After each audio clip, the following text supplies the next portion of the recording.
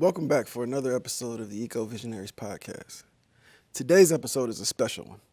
Recorded on site at EarthX 2026, one of the world's leading environmental conferences bringing together innovators, policymakers, investors, and industry leaders focused on real, scalable solutions. I had the opportunity to attend this year, participate in the Recycling Innovation Roundtable, and connect with some incredible people who are actively shaping the future of sustainability.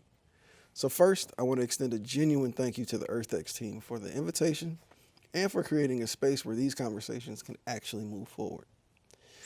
In this episode, I'm joined by Bill Shireman, one of the key forces behind EarthX and someone who spent decades working at the intersection of environmental progress, business, and policy. We had a great conversation that goes beyond surface level sustainability talk.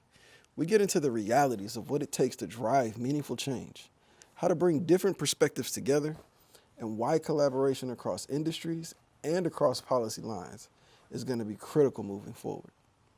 My hope is that this conversation does exactly what it's meant to do: spark more dialogue, challenge assumptions, and open the door for more productive conversations on both sides of the aisle. Let's get into it.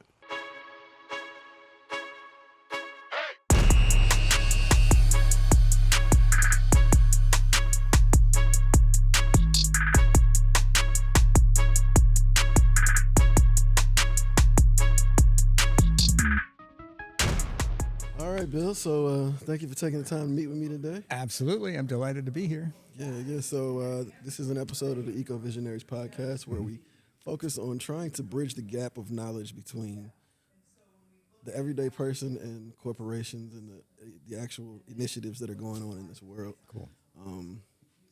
Being in this arena for so long, I've realized that most people who aren't in this field just don't have a clue about it, even though a lot of them want to be sustainable in their lives and how they act, but they just don't know how to. So I'm trying to bridge that gap. Yeah, good.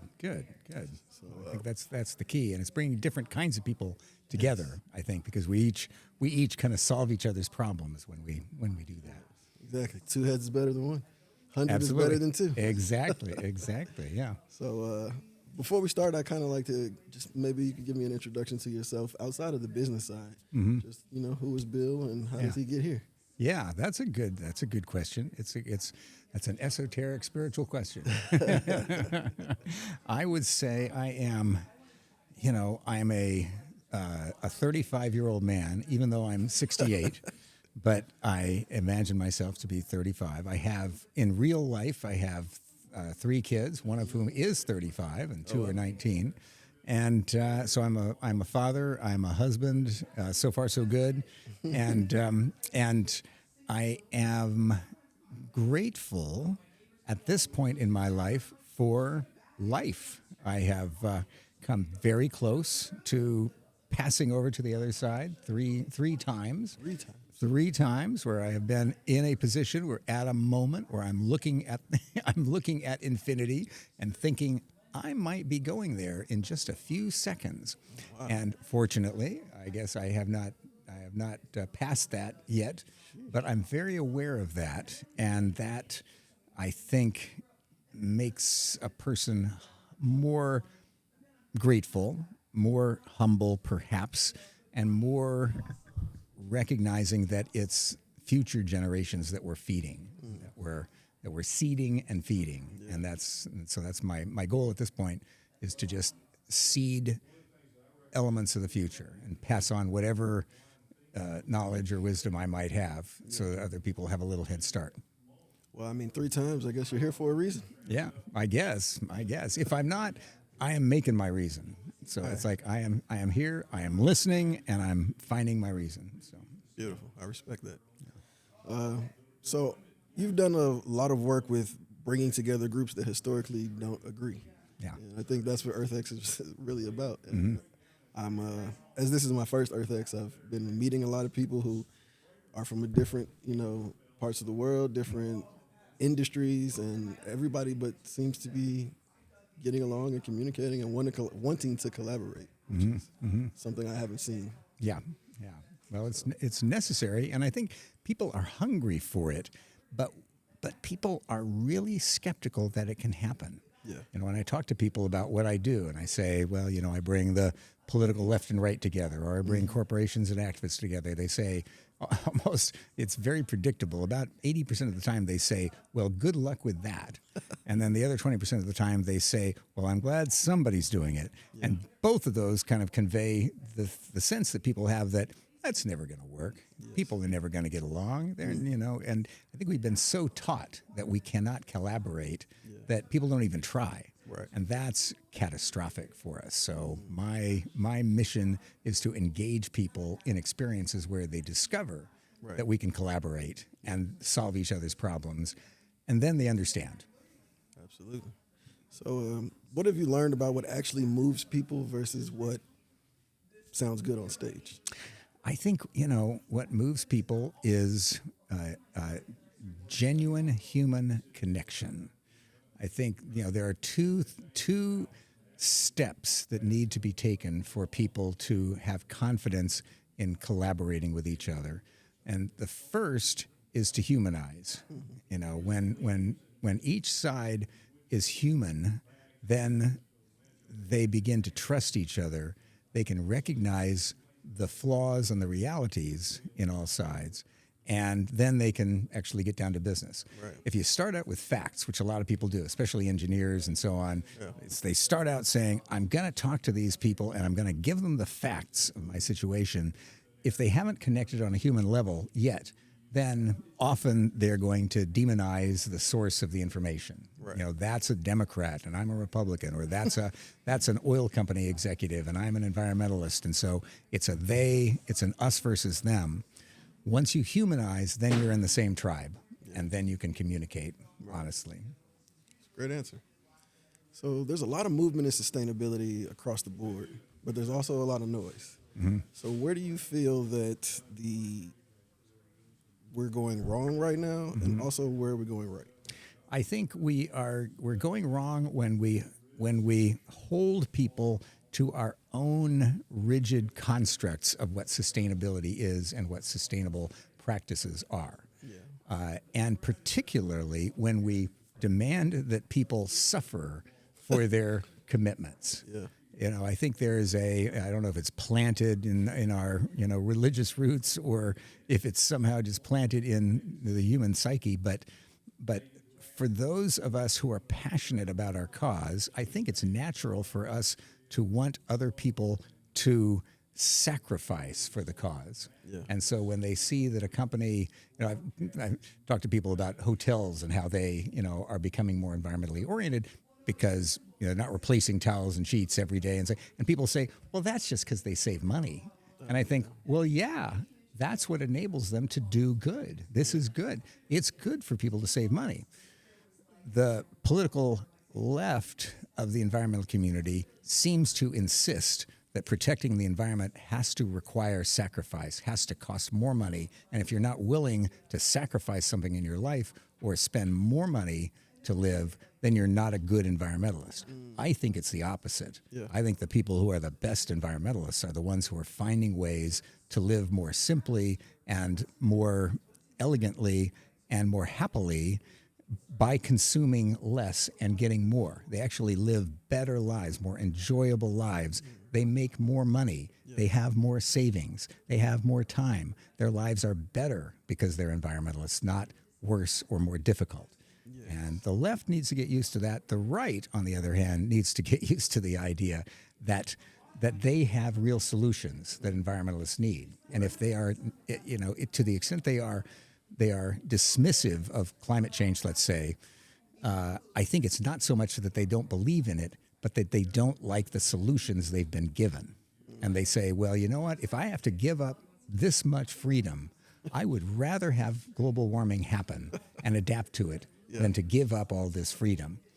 I understand that, but then come forward with solutions. Yes. Because if you don't come forward with solutions, others are going to impose their solutions on you. Yes. So the right's got to get used to putting solutions on the table. The left's got to let up on the need to sacrifice in order to thrive. Interesting. It's definitely a different perspective right there. So what do you hear? I know you attend all types of conferences like this. Yeah.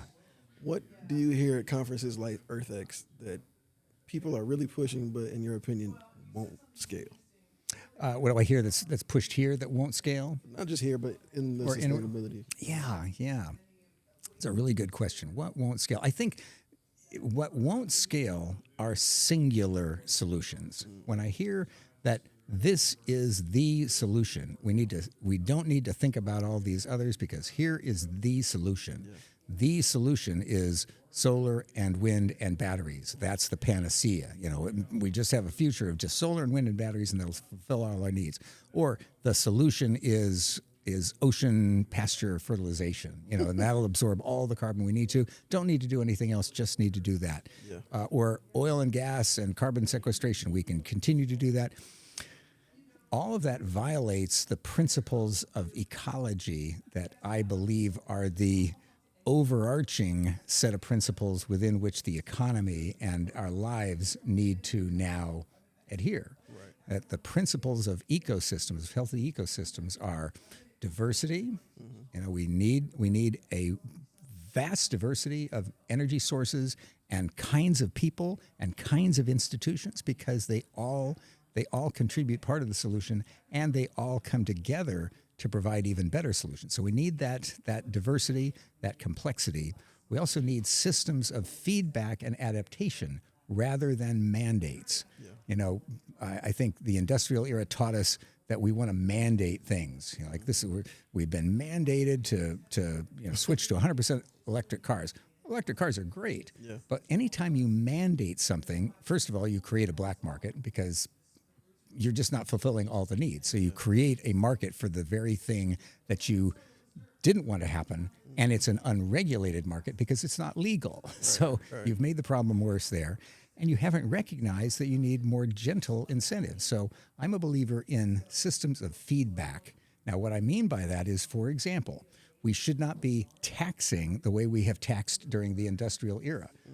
What do we tax? We tax income, we tax jobs, we tax payroll, we tax income, we tax jobs, we tax payroll, we tax profits, we tax areas of prosperity, all the things that we want more of, and we're taxing them. Why are we doing that? We should be taxing the bads, as they say. We should be taxing pollution and waste and speculation and attributes that we can generally agree are negative. Right. When we start to tax those, then the taxes themselves are solving problems. And we're generating revenues in ways that then do double duty. We're not only getting the revenues, but we're also solving a problem that we don't have to spend the revenues on. Yeah. And so, I'm a believer in a system that operates more like nature with systems of feedback, adaptation, and evolution that create more and more solutions as we go. Yeah, that's one thing that I had to shift my paradigm or my thinking on when I got involved in this industry is that it's all about systems, Yeah. Nothing. Yeah. Everybody has these great, innovations and technologies, but they're trying to operate them within a silo, and it has to be layered. It has to be a layered approach. Yeah. All these technologies working together to meet the goal because no one technology can do it. Yeah. And so systems thinking is absolutely critical, and one of the things that we're focused on is infrastructure because Yeah. all the innovation in the world means nothing without the infrastructure to move materials through the If system. you can't support it, you're right. You're right. So it's just, I think that, like you said, people have to try to meet in the middle. Everybody wants you to come to their side, but that's not going to get us to where we need to be. Yeah. Most people seem to think that the idea of collaborating with another group is you bring them into a room and then you convince them to be more like you. Yeah. And exactly. the key is, of course, that you come into a room and you both gain from the interplay. Yeah. I think that ideologues, and I would count myself as I'm a lifelong activist, and I remember in college, as I began to confront really different ways of looking at the world, I faced a choice. I really did face a conscious choice as, do I open myself to these alternative ways of looking at the world, or do I close in and say, no, my way of thinking is the way I'm going to grab onto? The attraction of that is that somehow it feels like you might be undermining your foundation if you accept another set of ideas, and that you're going to, just lose your identity or something.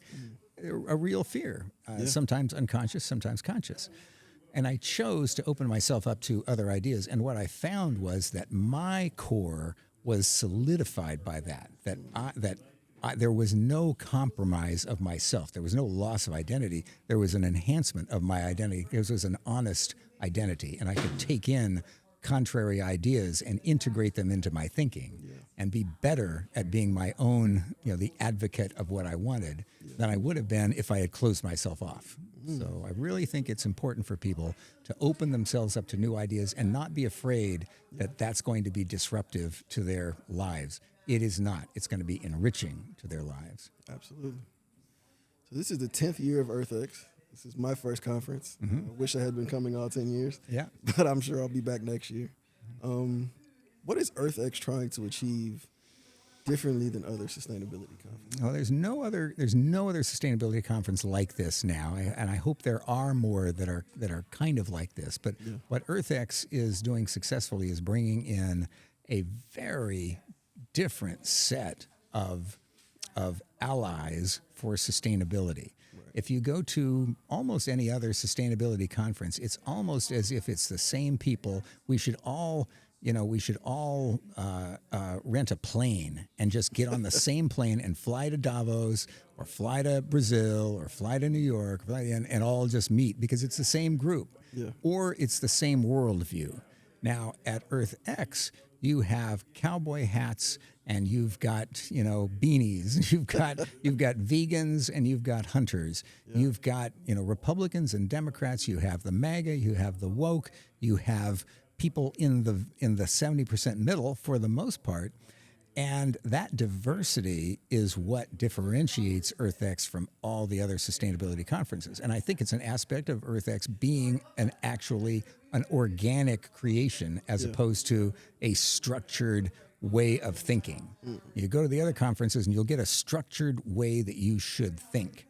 And you'll be trained in that. And it's all good stuff, but it's a narrow worldview that sets us up for being part of the political polarization. That becomes, now it's ESG and DEI, environment and social governance and diversity, equity, and inclusion are now political wedge issues, and they're ascribed to the left and attacked by the right.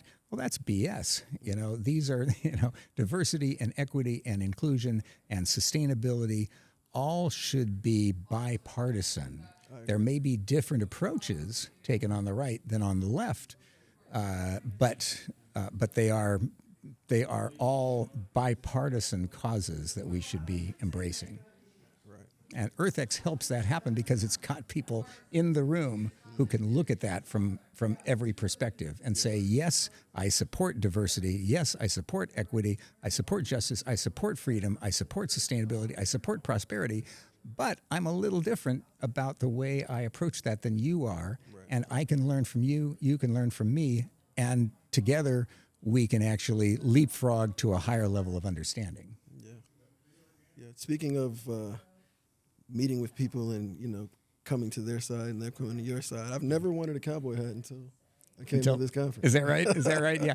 I haven't either, That's true. I now have I must be a closet cowboy because I've got my cowboy hat in the closet, literally. Oh, yeah. And it sits there 99% of the time because I still don't feel comfortable or honest wearing it. I feel like I'm pretending a bit. Yeah. But, when I finally become comfortable with wearing a cowboy hat, I will wear my cowboy hat proudly and I'll be, I'll have embraced some element of that.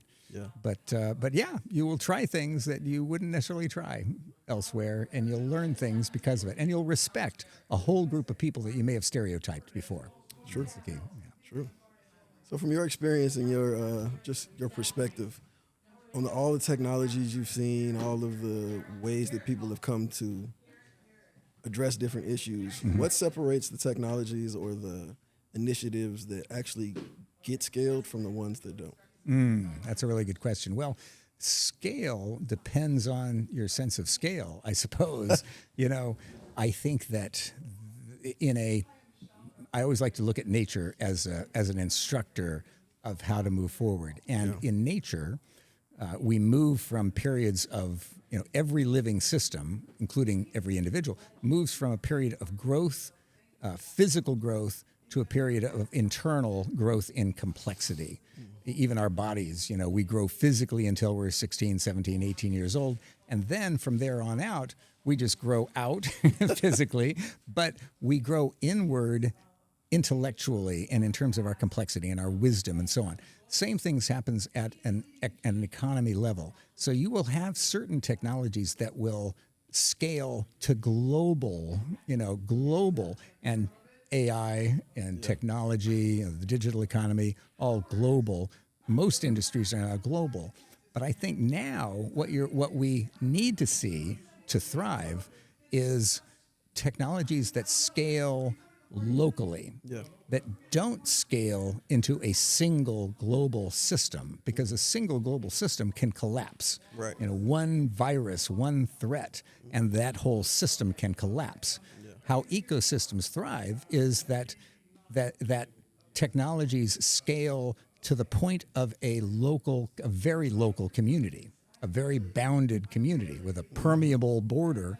And so when that happens, you can have a fire in the forest that just reaches a small area in the forest because you haven't allowed, the forest to be so connected that you have a conflagration. Yeah. So fire is a good thing locally. So a myriad different technologies that scale to a point but remain local and remain separated from each other allow the system to continue to adapt and evolve and create. Right. And so it's a mix of things that scale globally and that are locally bound. So speaking of scale, I've met a lot of people, a lot of investors here, some family office representatives, but I feel like there's still a disconnect between like the innovation and the capital. So where do you think the disconnect is, or where do you think that investors are missing the mark as it relates to actually implementing these technologies versus, I don't know, where they are now? Yeah, that's a good question. I think that there's, having wealth is a huge problem for people. That is an unrecognized, unappreciated problem. Yeah. Wealth in the donor community tends to, my brother used to be a program officer at a foundation, said his jokes were always so much funnier when he was giving out money. He was so much more popular when he was giving out money. He was so much more brilliant and wise when he was giving out money. If you have a lot of money, people pander to you and to your preliminary ideas. So you really have to put yourself in a situation where people don't know your wealth or your power, and where you can get honest feedback and really be humble and allow your ideas to be challenged. And that's true in the investor community and the donor community. So I would say the investor community, like all communities, it tends to bind together to advance a popular idea that others have validated. Yeah. And that's safety. We know that, we get brain chemicals that come forward and make us feel very good when we are binding together with the others in our tribe. But those ideas are not always the best ideas. Right. And I'm a believer in contrarian investing.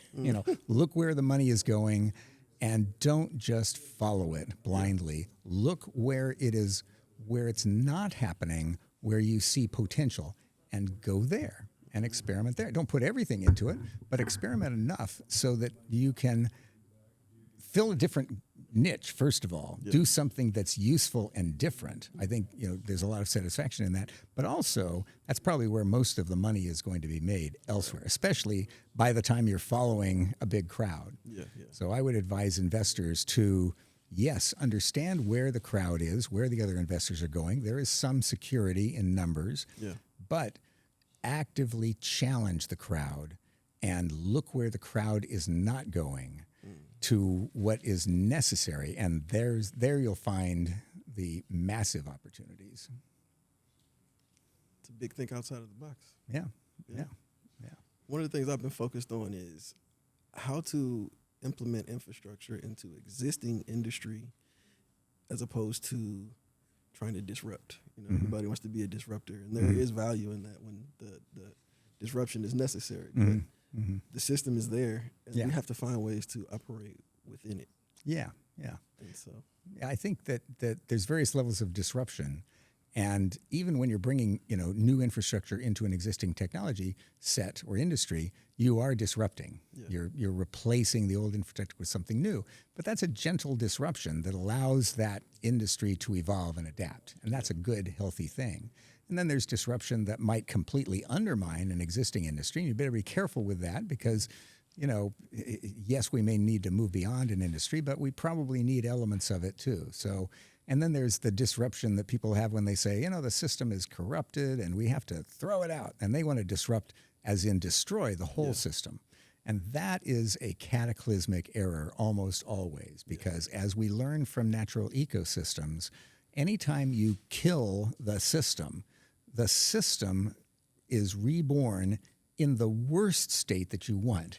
that if we were to, for example, destroy the industrial system, or what people call the capitalist system, I think it's just the industrial system, burn it to the ground and start over again, we would not see a healthy, just, free society emerge in its place. That does not happen. We would see the worst of leadership emerging, the worst of autocrats and totalitarians emerging in control of the system. We'd set ourselves way back.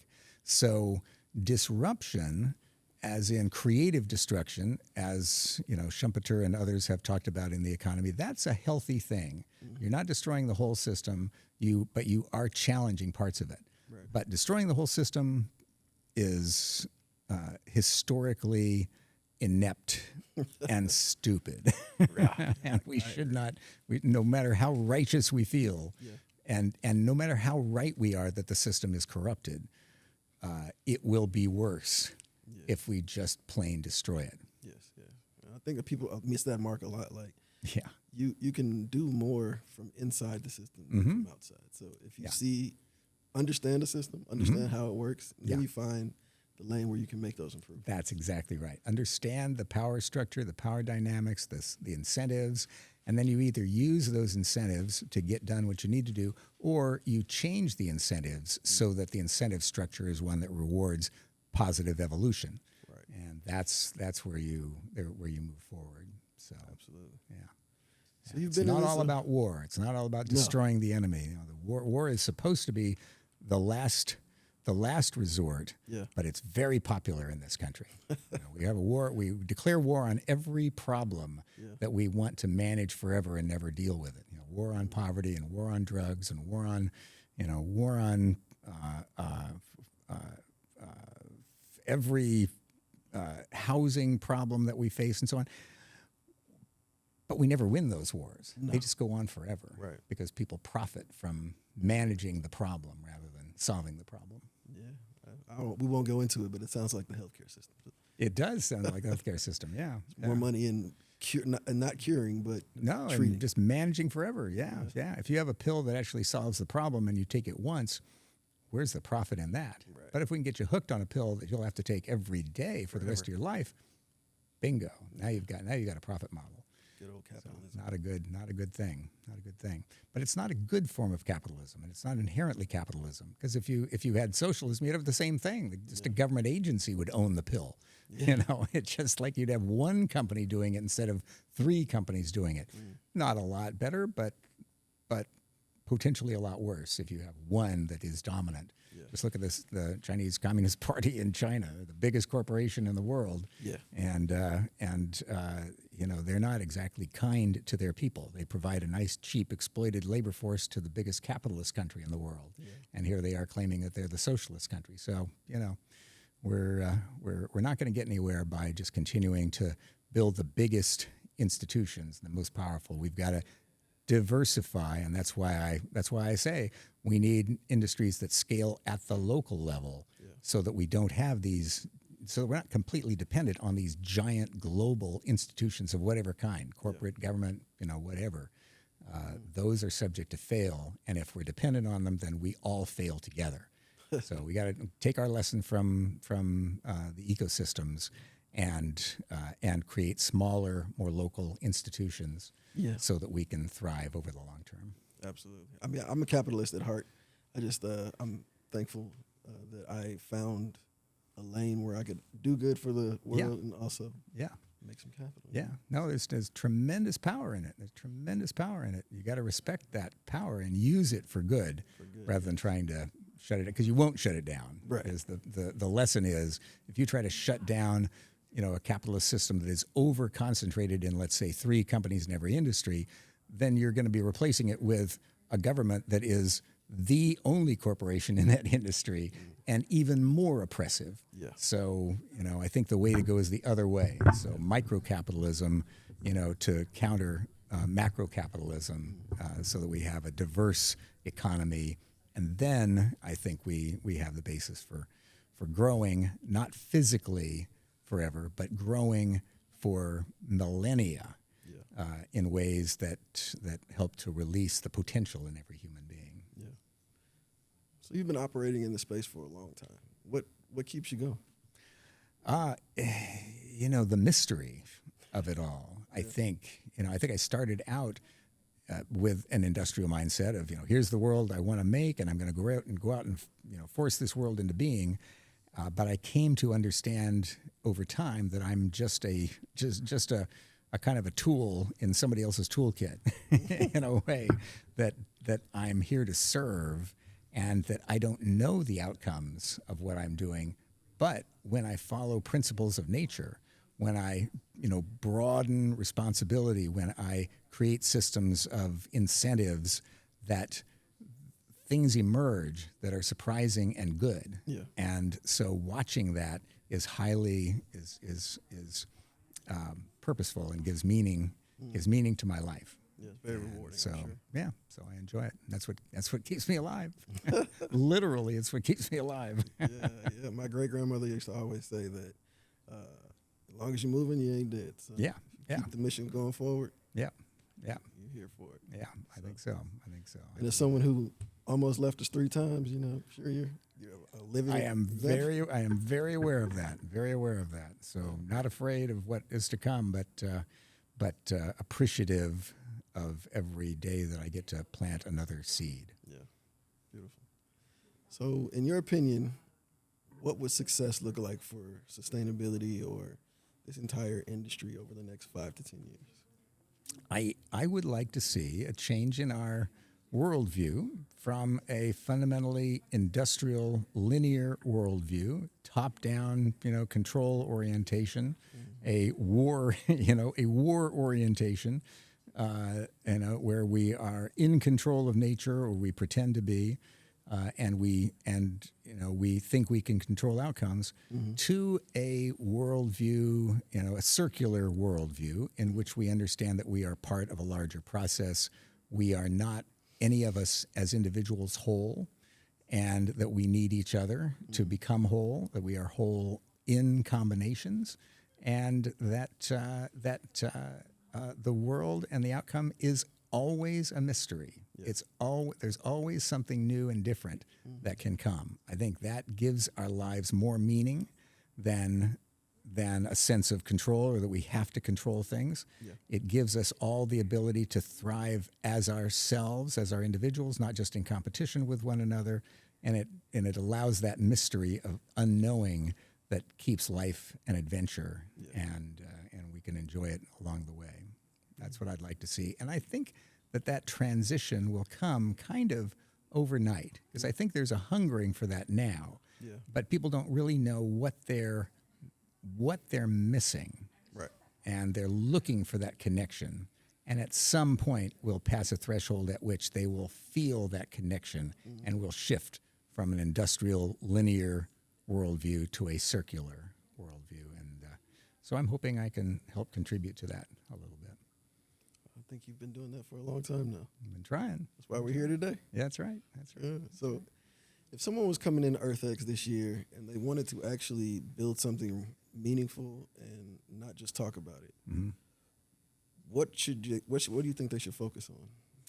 Well, of course, I'm focused on, and I'd like to focus on a circular economy and a circular culture. And we are launching here at EarthX tomorrow, Circle America, which is an affinity group for people that are interested in advancing the laws, the markets, and the culture of a circular economy. And so I would encourage people to go to circleamerica.us and sign on, and here at EarthX to go to the Circle America Summit and engage and discover that when we bring 10 different kinds of people together with 10 different kinds of power, we can all get done things that we can never get done on our own. Right. So that combination, I think, is magical. Yeah. Beautiful. So, could you just give us a brief overview of the bottle bill that you helped to pass? Well, when I was a kid, I was very entrepreneurial early on as a kid. I started a store when I was 7 years old and sold all kinds of, basically refreshments, candy and soft drinks and stuff.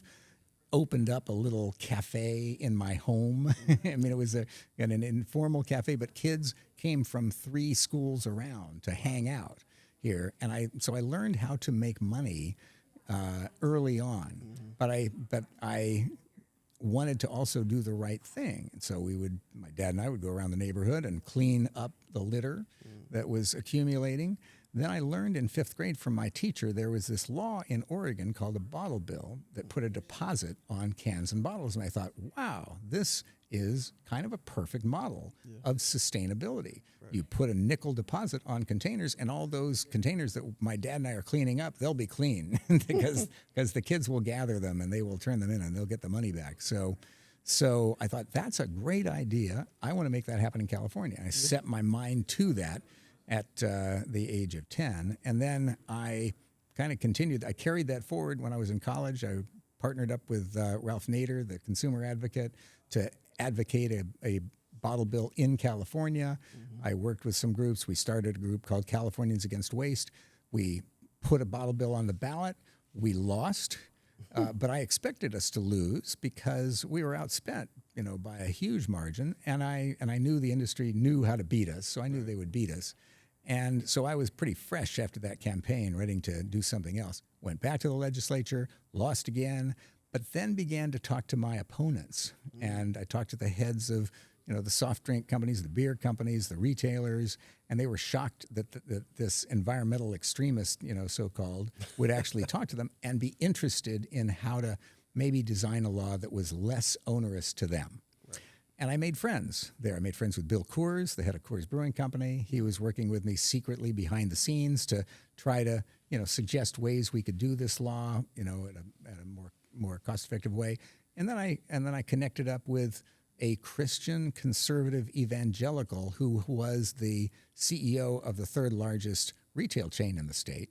And he said, I think you guys are far more ethical than my side is. And if you will help me, I will help you. And he said, basically, create a system that'll cost me less and be less of an imposition on my stores, and I will support it, and I'll get the other retailers to support it, and they will get everybody else to support it.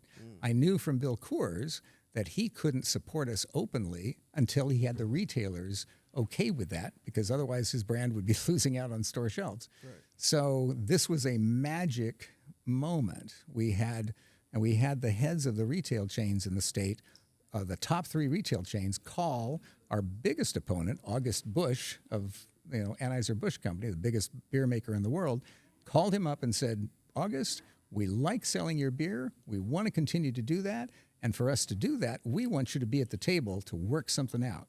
So then August Busch became our best friend too. Oh, wow. And we were able to sit down with the industry and the environmentalists and work out a form of the bottle bill that was much less costly and much more environmentally beneficial. And so we got it passed.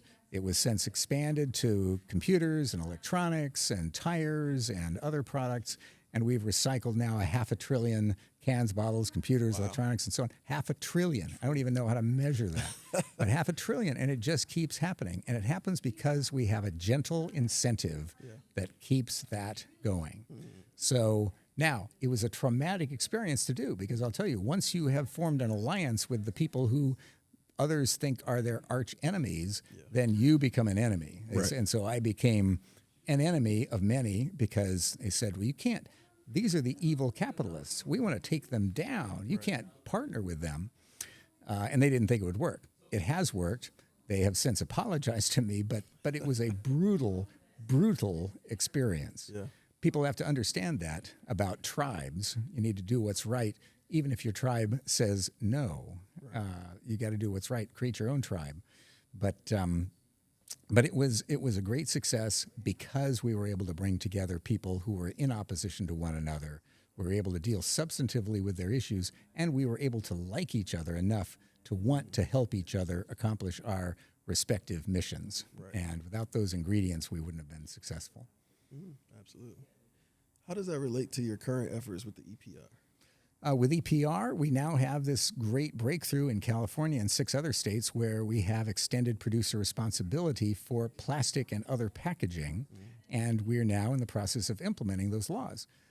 Producers are going to pay upwards of $60 to $100 billion in the next 10 years to help establish a new infrastructure to reduce and recycle plastic waste, keep it out of the ocean. We want to make sure that that $60 to $100 billion is a net economic benefit to people, not just a new cost. Right. Because we can't just afford to keep layering on more costs. So we want to unlock the profit potential in waste reduction and in recycling so that the 60 to 100 billion is not just an expense, it's an investment and it provides returns. Right. So that's my personal passion, is to make sure that that happens.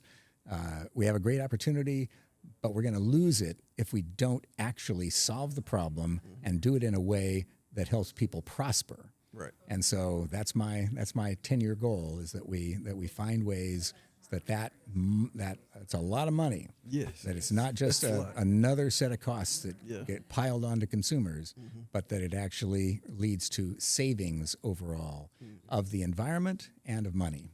And those two need to come together.